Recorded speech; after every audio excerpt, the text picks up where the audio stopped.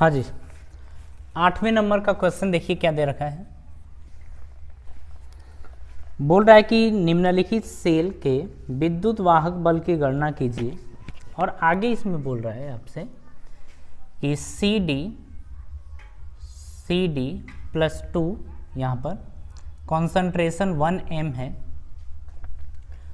ये ए जी प्लस ये 1 m है, और ये बन जा रहा है ए जी, इतना बन रहा है। ठीक है, क्वेश्चन में आगे भी दे रखा है कि जिसमें हाफ सेल रिएक्शन के मानक अपचयन विभव निम्नलिखित हैं। आपसे बोल रहा है कि जैसे सी डी प्लस 2 से सी डी बन जा रहा है, ठीक है, और यहाँ पर इसके लिए ई नॉट की वैल्यू जो है वो -0.40 वोल्ट है। फिर बोल रहा है आपसे कि ए जी प्लस से ए जी बन जा रहा है, और इसके लिए अगर देखा जाए तो ई नॉट की वैल्यू जाएगी 0.80 वोल्ट, इतना जाएगा। ठीक है,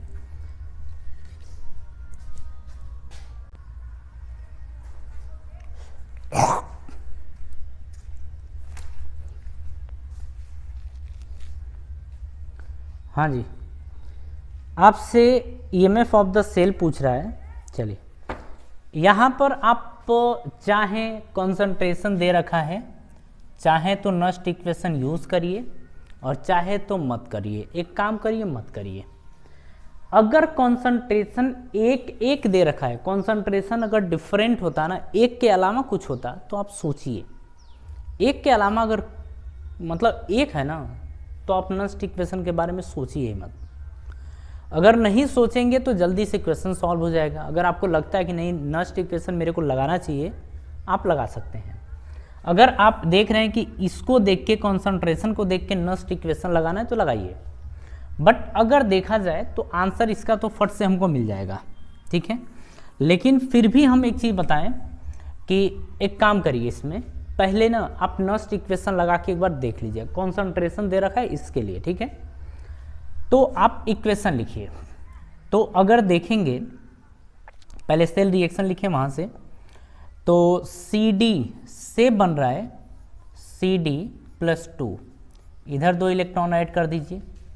यहाँ देख रहे हैं कि ए जी प्लस से, तो यहाँ पर 1 इलेक्ट्रॉन ऐड करिए, बन जाएगा ए जी। बात है कि देखिए दोनों इलेक्ट्रॉन बराबर होने चाहिए, इस साइड और इस साइड के इलेक्ट्रॉन्स, क्योंकि जोड़ने जा रहे हैं। तो यहाँ पर 2 से मल्टीप्लाई कर देंगे ना, तो एकदम काम फिट हो जाएगा। अब सेल रिएक्शन लिखिए, सी डी 2Ag प्लस, फिर 2 इलेक्ट्रॉन से आप देखेंगे C D plus 2, 2 electron plus 2Ag आपका ये बन गया।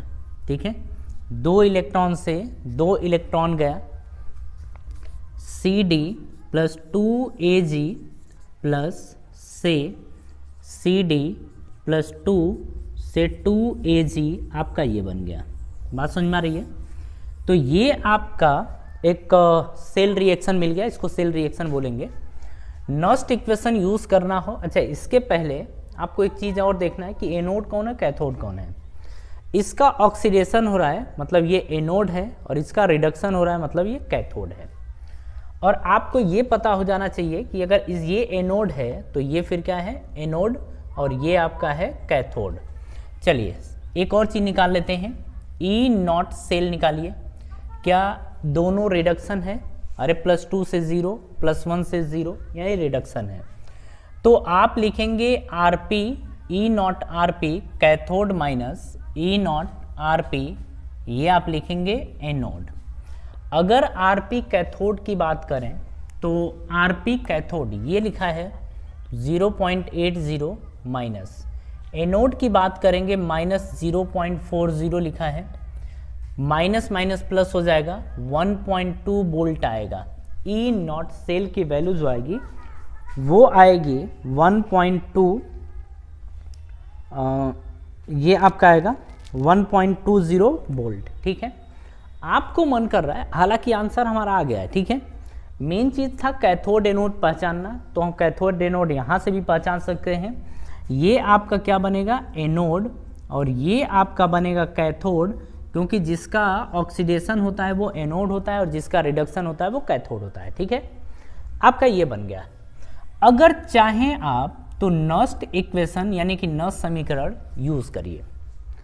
आप लिखेंगे E cell is equals to E not cell, जिसकी वैल्यू है 1.2 माइनस 0.06 बाई कितने इलेक्ट्रॉनों का ट्रांसफर हो रहा है ओवरऑल, देखिए 2, यहाँ भी 2, यहाँ भी 0 से 2, फिर यहाँ 2 1 जा 2, 2 से 0 यानी कि 2, आप यहाँ पर रखेंगे 2 लॉग प्रोडक्ट में आपका ये जाएगा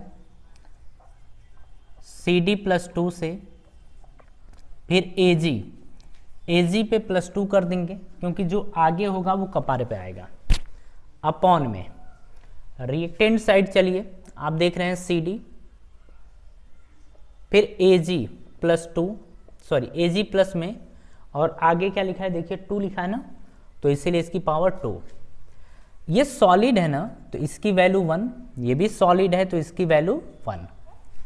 आप देखेंगे काटिए 0.03 बनेगा, 1.2 माइनस 0.03 लॉग, अब यहाँ पर देखिए CD+2 का कॉन्सेंट्रेशन कितना है तो 1, ये 1 है, आप 1 रखेंगे अपॉन AG का भी 1 है तो 1 का स्क्वायर कितना होगा 1, और ये बनेगा ओवरऑल 1, तो log 1 की वैल्यू कितनी होगी 0।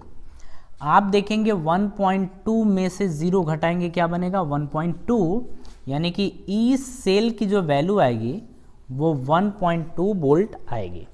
ठीक है, और मेरे से क्या पूछा था, सेल का विद्युत वाहक बल यानी कि EMF पूछा था। तो ये ध्यान आपको रहना चाहिए कि अगर कॉन्सेंट्रेशन 1 दे रखा है ना तो कहानी खत्म हो जाती है।